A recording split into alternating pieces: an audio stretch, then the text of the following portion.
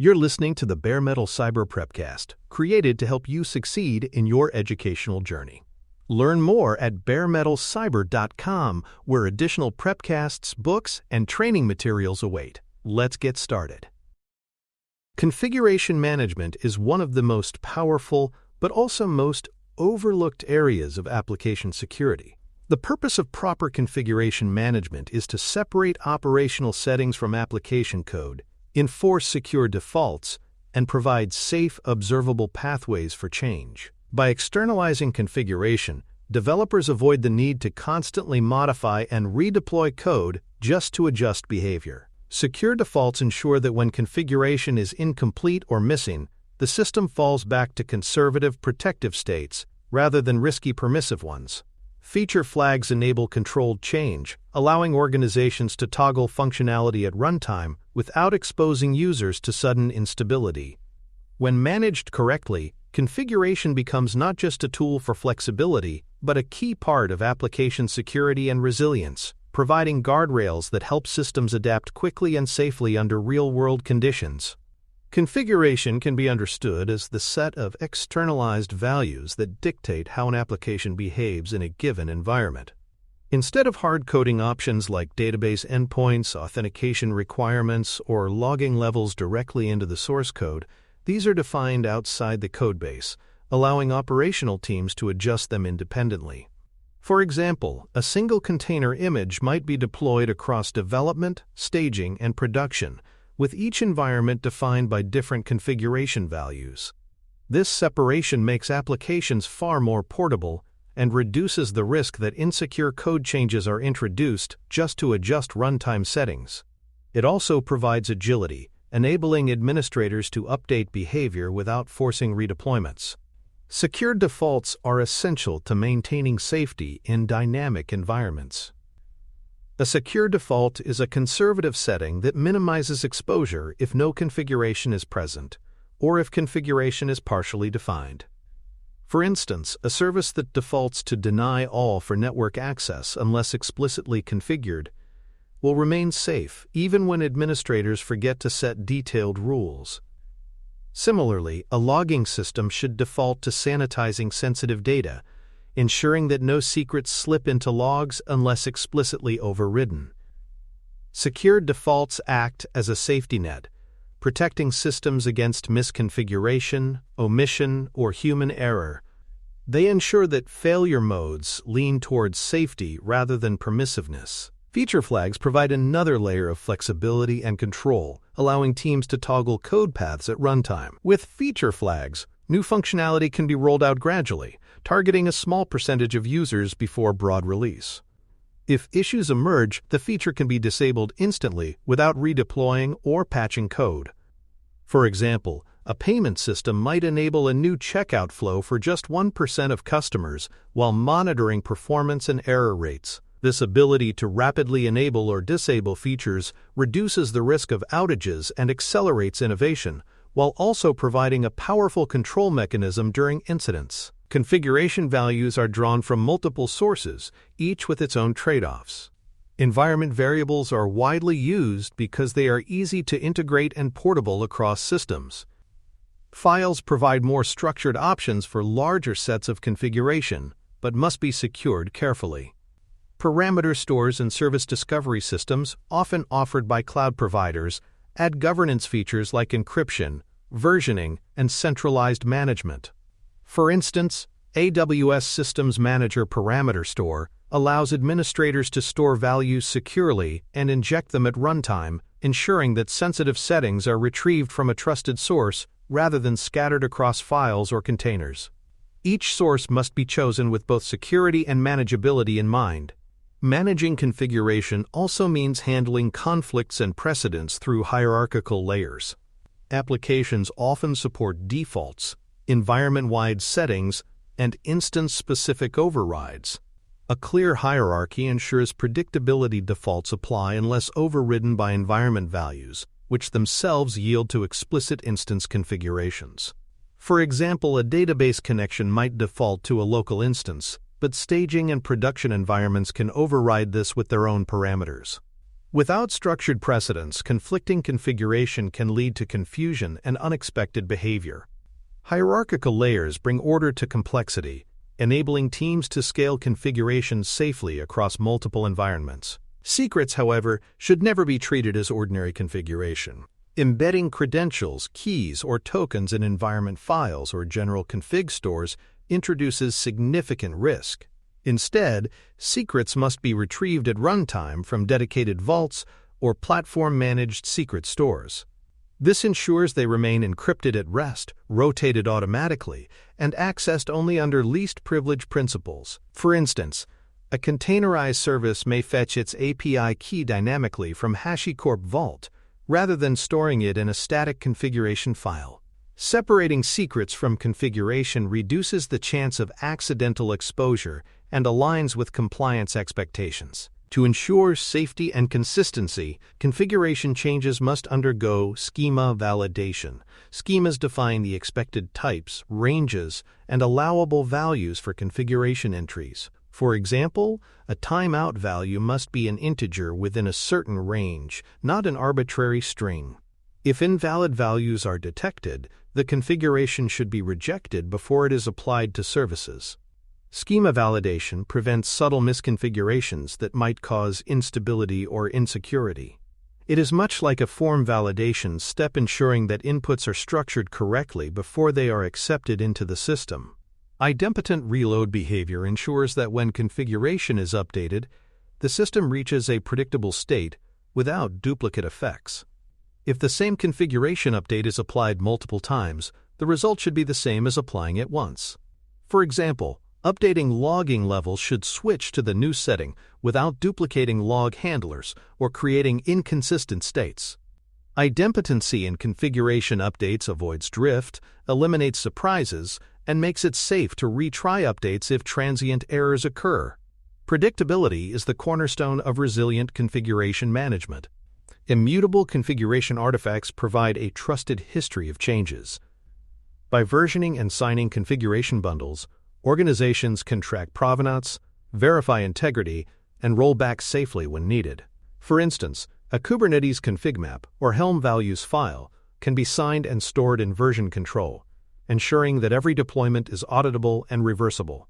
Immutable artifacts prevent tampering and create accountability, making it clear who introduced each change and when. In high-stakes environments, immutability ensures that configuration management is not a chaotic process, but a disciplined, verifiable practice. Systems must also plan for safe fallbacks, maintaining limited operation when configuration dependencies fail. For example, if a service cannot reach its configuration store, it might revert to cached values or minimal functionality rather than shutting down entirely. A payment processor could default to read-only mode, allowing customers to check balances but not initiate new transactions until configuration is restored.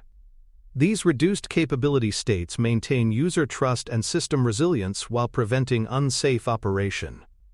Safe fallbacks turn potential outages into graceful degradations, protecting both the application and its users. Access control is critical for securing configuration systems. Not everyone should have the ability to view or modify settings, especially when those settings impact security. For instance, only designated administrators should be allowed to change network access policies or feature flags tied to sensitive operations. Fine-grained permissions, combined with detailed audit logging, ensure that changes are both restricted and observable. Audit trails answer the critical questions of who made a change, when it was made, and why. Without access control and logging, configuration systems become a hidden vulnerability rather than a governance asset. Environment separation extends configuration management into one of its most important practices. Development, testing, and production must each have distinct configuration sets, identities, and access controls.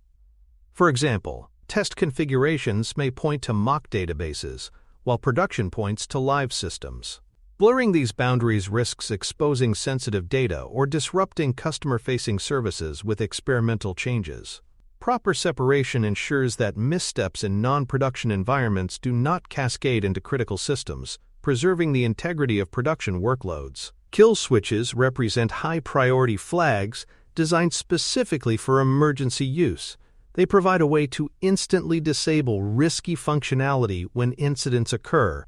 For example, if a new feature introduces a security vulnerability, the kill switch can disable the feature across the fleet immediately without waiting for redeployments. These switches act as emergency brakes, ensuring that organizations can respond to unfolding threats with speed and precision. They embody the idea that in fast-moving environments, the ability to stop dangerous behavior quickly is just as important as rolling out new functionality. Progressive delivery is another application of configuration, using feature flags to control rollout in percentages or specific user cohorts. Instead of exposing an untested change to all users, teams can target small slices of traffic while monitoring for regressions. For example, a new API version might first roll out to 5% of customers, then expand if no issues arise. This approach limits the blast radius of failures, ensuring that potential risks are contained and reversed quickly. Progressive delivery combines agility with caution, enabling rapid innovation without reckless exposure. Observability ties configuration management back to accountability. Every configuration change should be recorded, including who made it, when it was applied, and what impact it had on the application state. Structured logs, metrics, and traces provide this visibility, enabling teams to trace performance changes, incidents, or regressions back to specific configuration updates. Without observability, configuration changes become invisible risk factors. With it, they become a transparent, auditable layer of the application lifecycle, supporting both operational excellence and compliance. For more cyber-related content and books, please check out cyberauthor.me. Also, there are other prepcasts on cybersecurity and more at baremetalcyber.com. Policy as Code extends configuration management by ensuring that settings are validated automatically against predefined rules. These rules can enforce allowable ranges, required fields, and prohibited values both in pipelines and at runtime. For example, a policy might require that all network access defaults to deny unless explicitly overridden, or that timeout values fall within a safe range. By codifying these expectations, organizations eliminate ambiguity and prevent risky changes from slipping through unnoticed. Policy as Code turns security and operational standards into enforceable controls, embedding governance directly into the workflows where configuration lives. Dependency injection patterns also strengthen configuration safety by avoiding hard-coded values. Instead of embedding endpoints, API keys, or credentials directly in code, applications are designed to receive these inputs at startup. For example, a microservice may accept its database connection string as a parameter at launch, supplied by a secure configuration store. This approach ensures flexibility while keeping sensitive values externalized and manageable. By following dependency injection, developers can swap configurations without altering code, aligning security with maintainability and enabling rapid adaptation to new environments. A default deny posture in configuration represents one of the most effective ways to reduce exposure. This model requires explicit opt-in for potentially risky operations such as network access, privileged execution, or experimental features. For example, unless configured otherwise, a containerized service should not be able to reach the public internet. Adopting a deny-first stance ensures that missing or incomplete configuration does not translate into hidden risk. This philosophy parallels firewall rules where deny all is the starting point and only necessary allowances are layered in deliberately.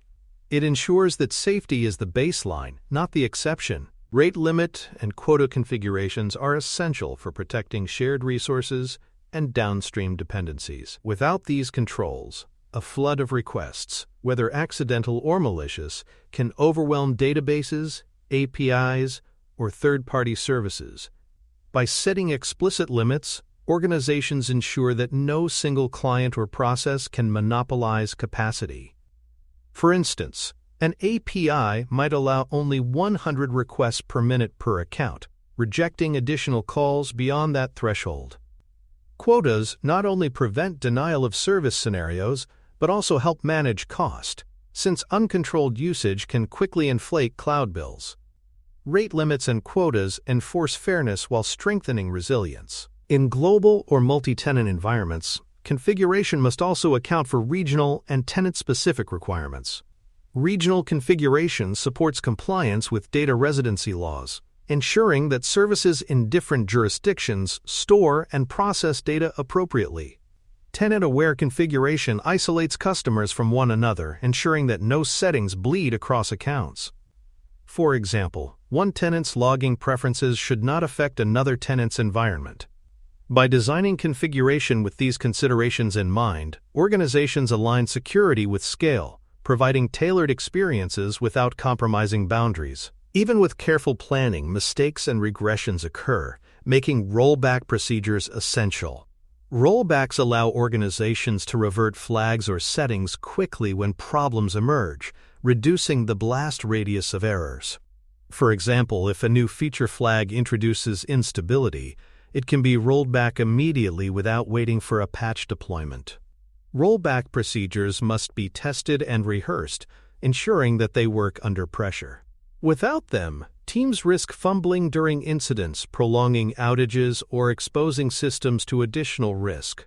Rollbacks provide a fast path back to known good states, maintaining stability. Configuration drift detection helps ensure that runtime environments remain consistent with approved baselines. Drift occurs when values are changed outside of formal processes, whether due to manual edits, emergency fixes, or unauthorized actions. By continuously comparing runtime values against expected baselines, organizations can catch and correct drift before it leads to instability or security exposure. For instance, if a service unexpectedly changes its logging level to debug in production, drift detection raises an alert. By keeping environments aligned, drift detection prevents unplanned differences from undermining security or performance. Audit evidence is a cornerstone of secure configuration management. Evidence artifacts include change tickets, approvals, configuration diffs, cryptographic signatures, and deployment timestamps. Together, these records demonstrate that changes were intentional, authorized, and reviewed. For example, during a compliance audit, an organization might present signed configuration bundles and associated approval logs as proof of disciplined change control. Audit evidence transforms configuration from an invisible, transient process into a transparent, traceable component of governance. It reinforces accountability and strengthens trust with both regulators and stakeholders. Testing configuration changes is as critical as testing code. Every change should be validated for boundary values, failure modes, and interaction with feature flags. For instance, if a new timeout is set, tests should confirm that the application handles both normal and extreme cases gracefully. Similarly, toggling feature flags should not break dependent services or introduce conflicts.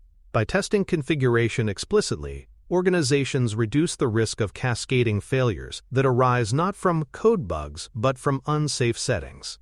Treating configuration as a first-class test target elevates its role in overall system reliability. Resilience of configuration stores ensures that services remain functional even during outages. Techniques include replication across availability zones, caching configuration locally, and implementing exponential backoff when stores are unreachable. For example, if a central parameter store goes offline, applications might continue using cached values until the store recovers.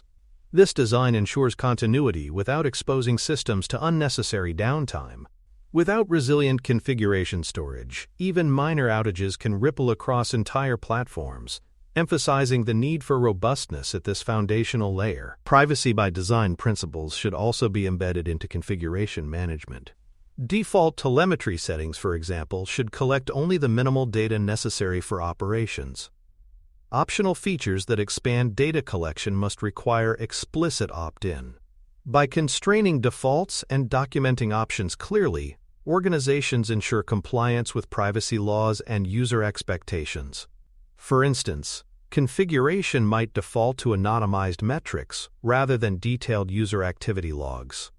This approach prioritizes trust and minimizes risk, aligning operational flexibility with ethical responsibility. Emergency override paths provide a last resort mechanism for urgent mitigation.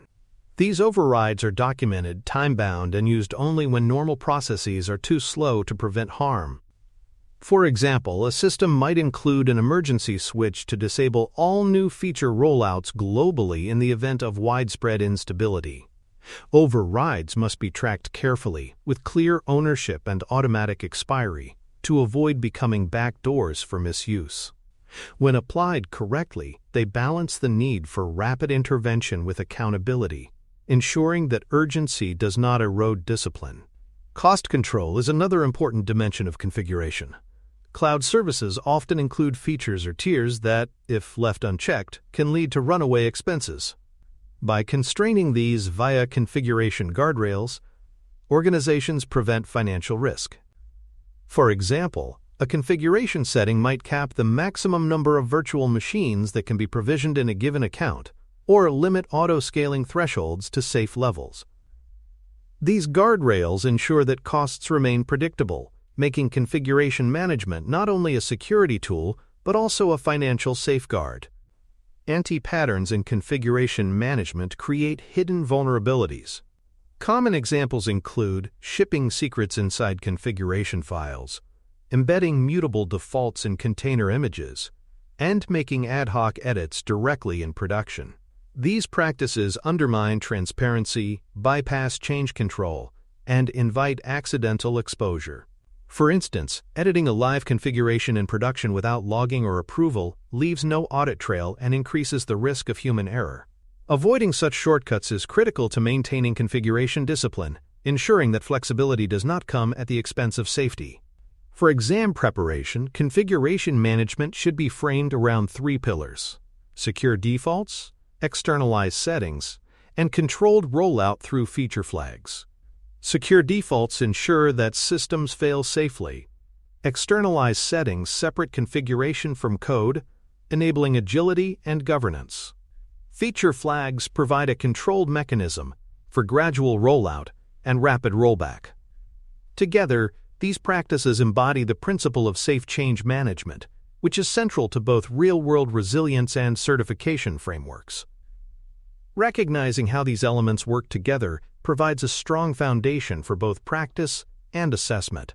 In summary, disciplined configuration management enables secure, observable, and reversible application behavior. By externalizing settings, validating them through schemas and policy as code, and managing them with careful controls, organizations reduce risk and increase resilience. Secure defaults protect against omission, feature flags enable agility without instability, and strong audit trails guarantee accountability. Configuration becomes not just a technical detail, but a strategic enabler of trustworthy systems. With these practices in place, organizations can adapt quickly to change while maintaining the assurance of security, compliance, and operational excellence. Thanks for tuning in to the Bare Metal Cyber Prepcast, your trusted source for cybersecurity news and insights. Remember to subscribe at baremetalcyber.com so you never miss an update. And visit cyberauthor.me for best-selling cybersecurity books that equip you with expert knowledge. Until next time, stay secure and stay vigilant.